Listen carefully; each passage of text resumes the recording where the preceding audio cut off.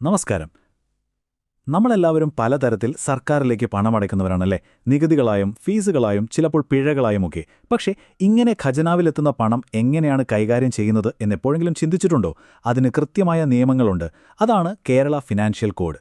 ഇന്ന് നമ്മൾ അതിലെ 2-ാം അധ്യായം, അതായത് ആർട്ടിക്കിൾ 22 മുതൽ 39 വരെയുള്ള ഭാഗമാണ് വിശദമായി നോക്കാൻ പോകുന്നത്. സർക്കാരിലേക്ക് വരുന്ന ഓരോ രൂപയുടെയും യാത്രയുടെ നിയമപുസ്തകമാണിത്. അപ്പോൾ നമ്മളിന്ന് എന്തൊക്കെയാണ് നോക്കാൻ പോകുന്നതെന്ന് വെച്ചാൽ, സർക്കാർ പണം സ്വീകരിക്കുന്നത് മുതൽ അതിന്റെ കണക്കുകൾ ഓഡിറ്റ് ചെയ്യുന്നത് വരെയുള്ള ഓരോ ഘട്ടവും നമ്മൾ പരിശോധിക്കും. ആദ്യം പൊതുവായ വരുമാനങ്ങൾ എങ്ങനെ കൈകാര്യം ചെയ്യുന്നു എന്ന് നോക്കും. പിന്നെ പിഴകളും ഫീസുകളും പോലുള്ള സ്പെഷ്യൽ കളക്ഷനുകളിലേക്ക് കടക്കും. അതിനുശേഷം റീഫണ്ടുകൾ, അതായത് പണം തിരികെ നൽകുന്നതിനെപ്പറ്റി സംസാരിക്കും. അവസാനം ഇതെല്ലാം ശരിയാണോ എന്ന് ഉറപ്പുവരുത്തുന്ന ഓഡിറ്റ് എന്ന അവസാന ഘട്ടവും. അപ്പം നമുക്ക് തുടങ്ങിയാലോ?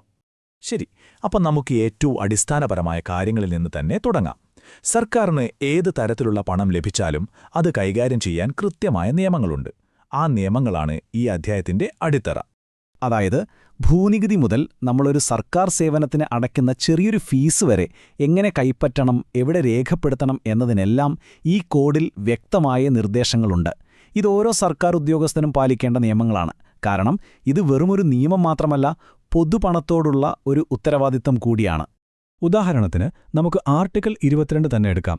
സ്ക്രീനിൽ കാണുന്നതുപോലെ സർക്കാർ വിദ്യാഭ്യാസ സ്ഥാപനങ്ങളോടനുബന്ധിച്ചുള്ള ഹോസ്റ്റലുകളിലെ വാടക പിരിക്കുന്നതിനെപ്പറ്റിയാണിത്.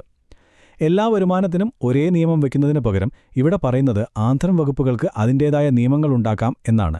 കാരണം ഓരോ ഡിപ്പാർട്ട്മെന്റിന്റെയും ആവശ്യങ്ങളും സാഹചര്യങ്ങളും വ്യത്യസ്തമായിരിക്കുമല്ലേ? അപ്പോൾ ഇത് കൂടുതൽ കാര്യക്ഷമത ഉറപ്പാക്കാൻ സഹായിക്കുന്നു. ഓക്കെ, പൊതുവായ വരുമാന നിയമങ്ങളിൽ നിന്ന് മാറി ഇനി നമുക്ക് കുറച്ചുകൂടി സവിശേഷമായ പിരിവുകളിലേക്ക് കടക്കാം. പിഴകളും മറ്റു ഫീസുകളും. ഇവിടെ കാര്യങ്ങൾ കുറച്ചുകൂടി സ്ട്രിക്റ്റ് ആവുന്നത് കാണാം. എന്തുകൊണ്ടാണെന്ന് നമുക്ക് നോക്കാം. പിഴകൾ. നിയമം തെറ്റിക്കുമ്പോൾ നമ്മൾ അടക്കേണ്ടി വരുന്ന പണം. ഇതും സർക്കാരിൻ്റെ ഒരു വരുമാനമാണ്. പക്ഷേ ഇത് അധികാര ദുർവിനിയോഗത്തിന് സാധ്യതയുള്ള ഒരു മേഖല കൂടിയാണ്. അതുകൊണ്ട് തന്നെ പിഴ ചുമത്തുന്നതിനും അത് ഈടാക്കുന്നതിനും വളരെ വ്യക്തവും കർശനവുമായ നിയമങ്ങൾ ഈ കോഡിൽ ഉൾപ്പെടുത്തിയിട്ടുണ്ട്. ആർട്ടിക്കിൾ 23A ഈ ഇംഗ്ലീഷ് വാചകം ഒന്ന് ശ്രദ്ധിക്കൂ. To see that the money is realised. ഇത് വളരെ ശക്തമായ ഒരു നിർദ്ദേശമാണ്. അതായത് ഒരു ഫൈൻ ചുമത്താൻ അധികാരമുള്ള ഉദ്യോഗസ്ഥൻ ആ ഫൈൻ ചുമത്തിയാൽ മാത്രം പോരാ, ആ പണം ഖജനാവിലെത്തിയെന്നുറപ്പുവരുത്തേണ്ടത് അദ്ദേഹത്തിന്റെ വ്യക്തിപരമായ കടമയാണ്. ആ ഉത്തരവാദിത്തം അവിടെ കൃത്യമായി നിർവചിക്കുകയാണ്. അപ്പോൾ ഈ പിഴപ്പണം എങ്ങോട്ടാ പോകുന്നത്? അതിൻ്റെ ഒരു യാത്രയുണ്ട്. അതാണ് ആർട്ടിക്കിൾ 24 പറയുന്നത്. കോടതികളിൽ നിന്നും മറ്റു ഓഫീസുകളിൽ നിന്നും പിരിക്കുന്ന പിഴയുടെയെല്ലാം കണക്കുകൾ ഒരു സ്റ്റേറ്റ്മെന്റായി ട്രഷറി ഓഫീസർക്ക് കിട്ടും.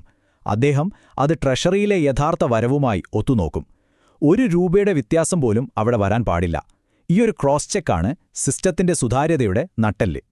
ഇനി പിഴകൾ മാത്രമല്ല കേട്ടോ, വേറെയും പല വരുമാനങ്ങളുണ്ട്. ആർട്ടിക്കിൾ 25 മുതൽ 29 വരെ നോക്കുകയാണെങ്കിൽ സർക്കാർ വിൽക്കുന്ന സ്റ്റേഷനറിക്ക് എന്ത് വിലയിടണം, സർക്കാർ പ്രസിദ്ധീകരണങ്ങൾക്ക് എന്ത് വില വേണം, പബ്ലിക് ഹെൽത്ത് ലാബിലെ ടെസ്റ്റുകൾക്ക് എന്ത് ഫീസ് വാങ്ങണം എന്നതിനെല്ലാം കൃത്യമായ നിർദ്ദേശങ്ങൾ കാണാം. അതായത് ഏറ്റവും ചെറിയ വരുമാനം പോലും നിയമത്തിന്റെ പരിധിയിൽ നിന്ന് പുറത്തല്ല. സർക്കാർ വരുമാനം പിരിക്കുന്നതിനെക്കുറിച്ച് നമ്മൾ സംസാരിച്ചു. ഇനി സർക്കാർ എന്തെങ്കിലും വിൽക്കുകയാണെങ്കിലോ അല്ലെങ്കിൽ മറ്റ് സ്ഥാപനങ്ങളിൽ നിന്ന് പണം കിട്ടാനുണ്ടെങ്കിലോ അത്തരം സാഹചര്യങ്ങളിൽ എന്താണ് നിയമമെന്ന് നോക്കാം. ആർട്ടിക്കിൾ 30 ഒരടിസ്ഥാന നിയമമുണ്ട്. No articles of government shall be sold on credit. അതായത് സർക്കാർ വക സാധനങ്ങൾ കടമായി വിൽക്കാൻ പാടില്ല. എന്തുകൊണ്ടാണ് ഇങ്ങനെയൊരു നിയമം? വളരെ സിമ്പിളാണ്. പൊതുപണം തിരികെ കിട്ടാതെ നഷ്ടപ്പെടാനുള്ള ഒരു ചെറിയ സാധ്യത പോലും ഒഴിവാക്കാൻ സർക്കാരിന്റെ പ്രത്യേക ഉത്തരവില്ലാതെ ഒരു ക്രെഡിറ്റ് സെയിലും പാടില്ല. ഇനി വാഹന നികുതിയുടെ കാര്യം എടുക്കാം. ആർട്ടിക്കിൾ 31 പറയുന്നത് ആ പണം നേരിട്ട് ട്രഷറിയിൽ അടയ്ക്കണമെന്നും അതിന്റെ രേഖയായ ചലാൻ മോട്ടോർ വെഹിക്കിൾ ഡിപ്പാർട്ട്മെന്റിന് കൈമാറണമെന്നുമാണ്. അതുപോലെ പഞ്ചായത്തുകൾ പോലുള്ള തദ്ദേശ സ്ഥാപനങ്ങൾ സർക്കാരിന് പണം തരാനുണ്ടെങ്കിൽ അത് എങ്ങനെ തിരിച്ചുപിടിക്കണമെന്നും ഈ കോഡിൽ വ്യക്തമായി പറയുന്നുണ്ട്.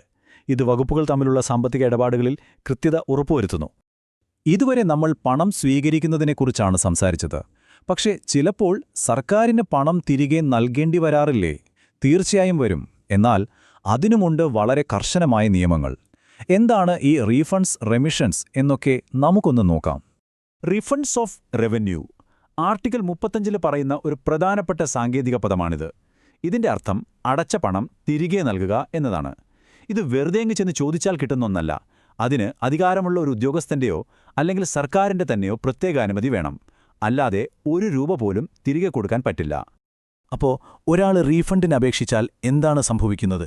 ആർട്ടിക്കിൾ 36 അനുസരിച്ച് അതിനൊരു പ്രൊസീജിയറുണ്ട്. ആദ്യം അപേക്ഷ കിട്ടുമ്പോൾ ആ പണം ശരിക്കും ഖജനാവിൽ വന്നിട്ടുണ്ടോ എന്ന് അക്കൗണ്ട് രേഖകൾ പരിശോധിച്ച് ഉറപ്പുവരുത്തും. എല്ലാം ശരിയാണെന്ന് കണ്ടാൽ മാത്രമേ റീഫണ്ട് ഓർഡർ തയ്യാറാക്കൂ. തെറ്റായ റീഫണ്ടുകൾ തടയാനുള്ള ഒരു സേഫ്റ്റി മെക്കാനിസമാണിത്. ഇനി വളരെ പ്രധാനപ്പെട്ട പക്ഷേ പലർക്കും കൺഫ്യൂഷൻ ഉണ്ടാക്കുന്ന 2 വാക്കുകൾ നോക്കാം: റിമിഷനും വേവറും.